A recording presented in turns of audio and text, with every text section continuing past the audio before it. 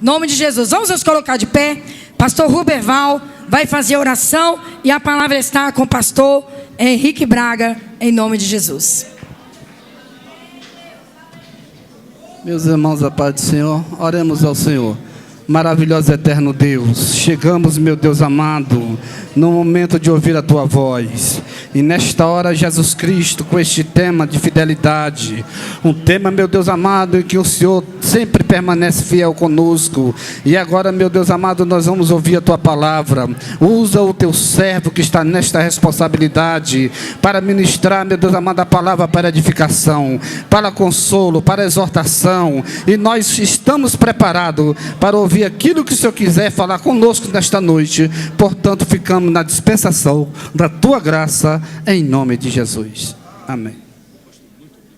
Amém. Deus abençoe, é um prazer conhecê-lo, meu irmão. Aqui fazendo menção das palavras do pastor Geraldo. Fique à vontade, estamos em casa. Tenha certeza que Deus vai te usar. E, conforme diz a palavra, quem tem ouvido, ouça o que o Espírito diz à igreja. Meus queridos, a paz do Senhor. É grata a minha satisfação em estar convosco nesta oportunidade ímpar que o Deus de Abraão nos concede de nos reunirmos em torno do poderoso nome de Jesus para tributar a Ele a adoração que lhe é devida. Eu quero convidar a todos os irmãos e irmãs a abrir as vossas Bíblias comigo na segunda carta do apóstolo Paulo à igreja de Corintos, capítulo de número 10, versículo de número 3 a seguir. Enquanto você folheia a sua Bíblia, eu quero louvar a Deus pela vida do pastor Geraldo, pastor dessa amada igreja. Louvar a Deus pela vida da sua esposa. Pedir a Deus que continue somando as vossas vitórias, multiplicando as vossas bênçãos, subtraindo as vossas aflições na pessoa bendita de Cristo Jesus. Que isso seja extensivo a cada nobre obreiro, a cada nobre mulher de Deus que está aqui nessa noite com o propósito de tributar a Deus a adoração que somente a Ele é devida. Quero louvar a Deus pela vida do nosso pastor presidente, pela forma carismática e fraternal que está nos recepcionando aqui. As lideranças do povo que legitimamente foram constituídas, que a mão do Senhor continue vos abençoando em tudo, em nome de Jesus. E quero louvar a Deus pela vida de cada crente fiel que está aqui aguardando o retorno do Senhor Jesus. Cadê você? Glória a Deus. Nosso irmão Márcio amanhã vai estar aqui, tá certo? Vai ser melhor do que hoje, eu tenho certeza. Capítulo de número 10, versículo de número 3 e 4. Eu não sabia o tema da festividade, mas no avião eu estava conversando com Deus e Deus acendeu essa palavra no meu coração e eu tenho certeza que Ele vai falar conosco nessa noite. Você acredita assim? Levante a sua mão para o céu e dê glória para Jesus. Capítulo 10, versículo de número 3, da carta de Paulo à igreja que estava em Corintos. Os que acharam, digam amém. Amém. Está escrito assim: porque andando na carne, não militamos segundo a carne.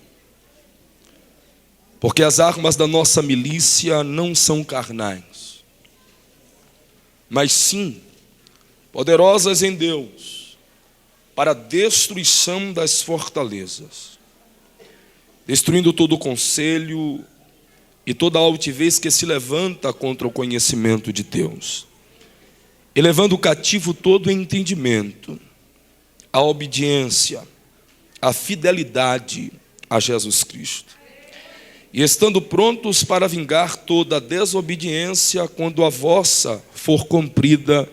E você diz amém.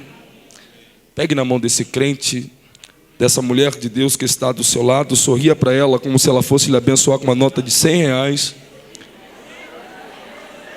E diga para ela: se assente dando glória, porque Deus vai falar com você.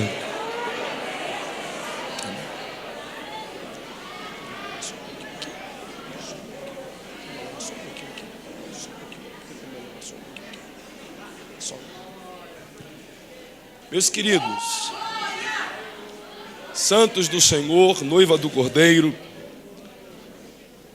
a minha proposta para esta noite é falar-lhes a palavra de Deus. E eu quero dar um tema a esta mensagem. Quero vos falar sobre as armas da nossa milícia. O tema escolhido pelas senhoras deste congresso é fidelidade. A arma da mulher guerreira. E o Espírito do Senhor colocou em meu coração em falar sobre outras armas que estão à disposição da igreja do Senhor. Amém?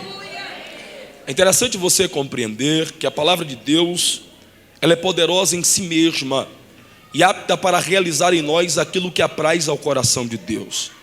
A palavra do Senhor não pode ser impedida de realizar aquilo que Deus deseja que ela realize.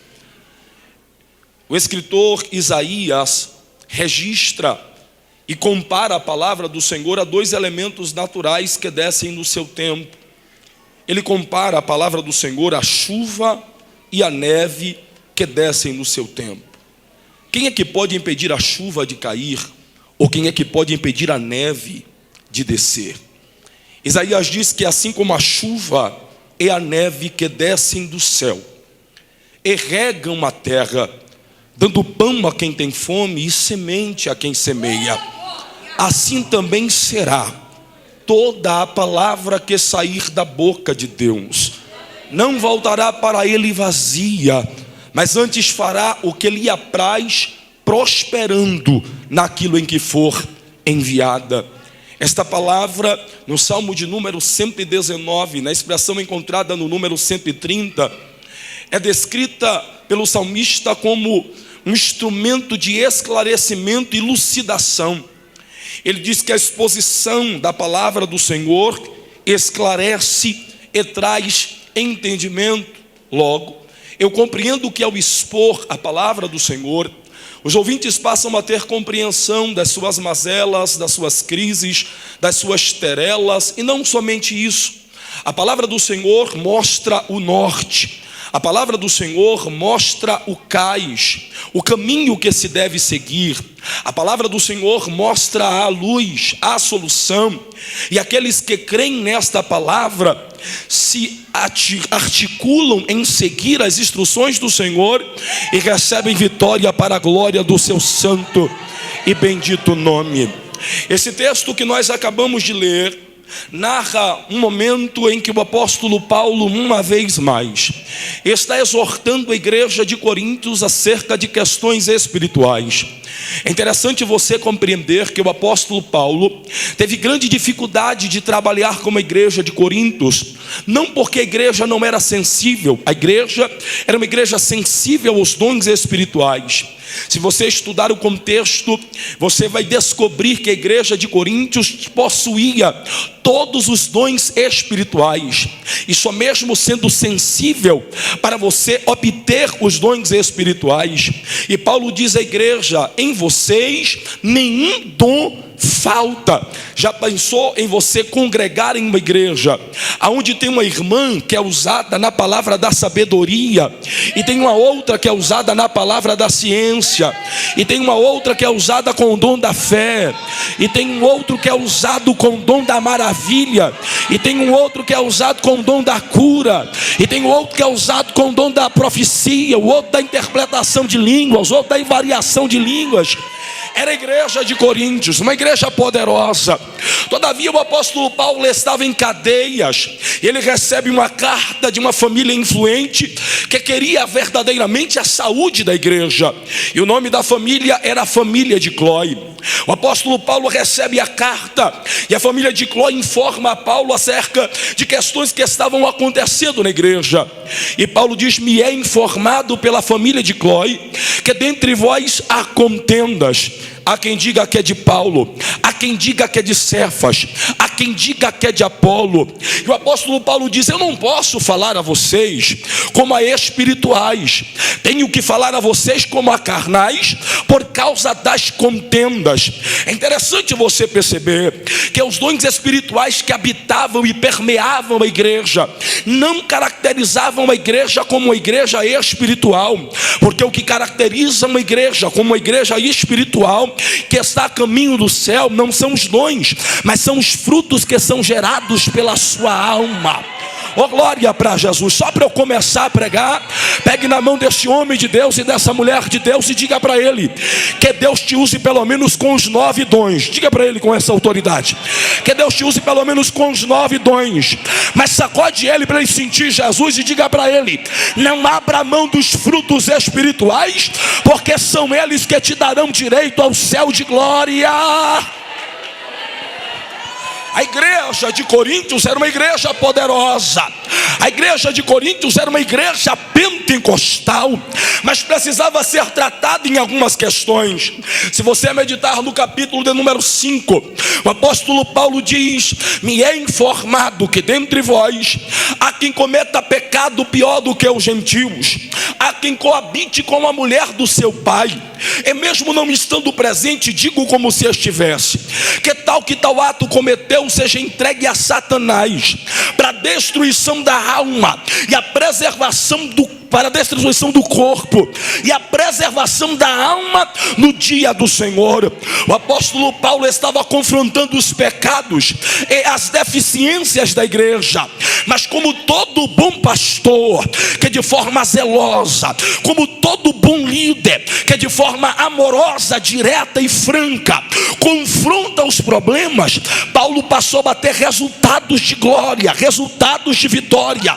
E no capítulo de número 3 da segunda carta de Coríntios, Paulo diz à igreja: até hoje, versículo 15, quando é lido o livro de Moisés, um véu é colocado no coração deles, mas quando este se converte, o véu é retirado do seu coração, porque o Espírito é o Senhor, e onde o Espírito de Deus está, aí a liberdade. O apóstolo Paulo estava percebendo que a igreja estava tomando a forma da igreja do arrebatamento. Agora, no capítulo de número 10, o apóstolo Paulo olha para a igreja e identifica uma situação que era necessária ser confrontada. E observando a igreja dos dias odiernos, nós percebemos que este mesmo sintoma, este mesmo problema está se alojando em algumas igrejas. Infelizmente, existem pessoas que por causa das situações da vida estão achando e lidando com as questões espirituais de forma carnal, e as questões espirituais devem ser tratadas e resolvidas de forma espiritual. Aleluia. O apóstolo Paulo, no capítulo 10, no versículo 3, ele exorta a igreja dizendo: mesmo andando na carne, não militamos segundo a carne, porque as armas da nossa milícia não são carnais, mas sim poderosas em Deus para a destruição das fortalezas, destruindo todo o conselho e toda a altivez que se levanta contra o conhecimento de Deus, e levando cativo todo entendimento à fidelidade, à obediência de Jesus Cristo, e estando pronto para vingar toda desobediência quando a vossa obediência for cumprida.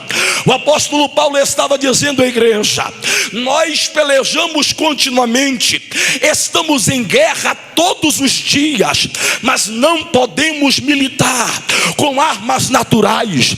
As nossas armas são armas sobrenaturais, são armas espirituais. Por quê?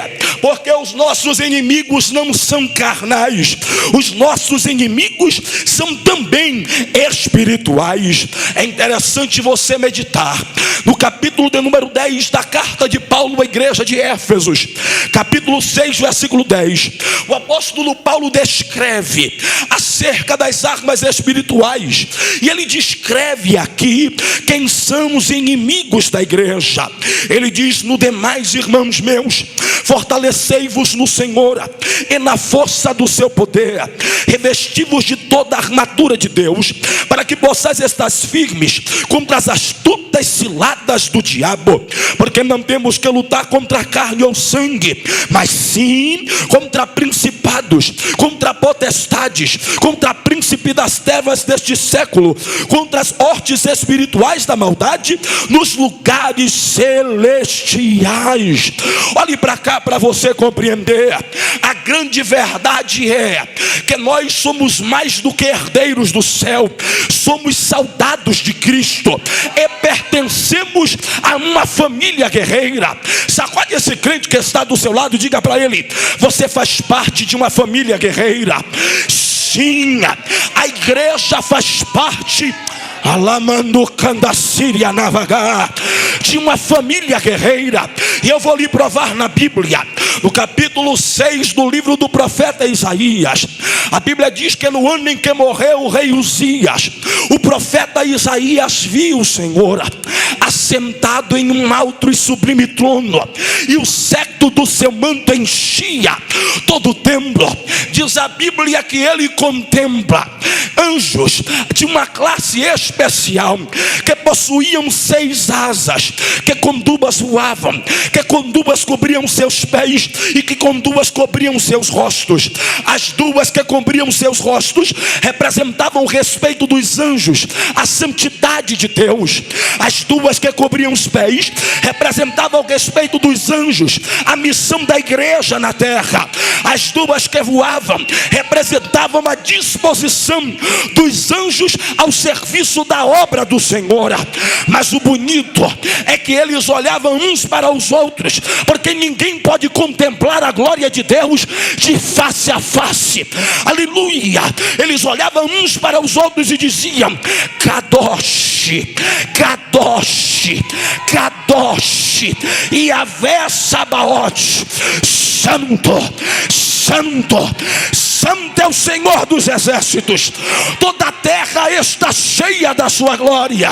Olhe para cá, você já vai dar lugar para Deus usar você. É interessante perceber que o nosso Deus estava sendo adorado como o Senhor dos exércitos. Se o nosso Deus é o Senhor dos exércitos, logo o nosso Pai também é o Senhor dos exércitos. No capítulo de número 6 do Evangelho segundo escreveu Mateus, a Bíblia diz que Jesus está ensinando os seus discípulos a orar. E quando ele ensina a oração dominical, ele diz aos discípulos: quando vocês orarem, vocês vão orar assim: Pai nosso que está no céu. Oh glória! Pai nosso que está no céu. Se Deus é meu Pai,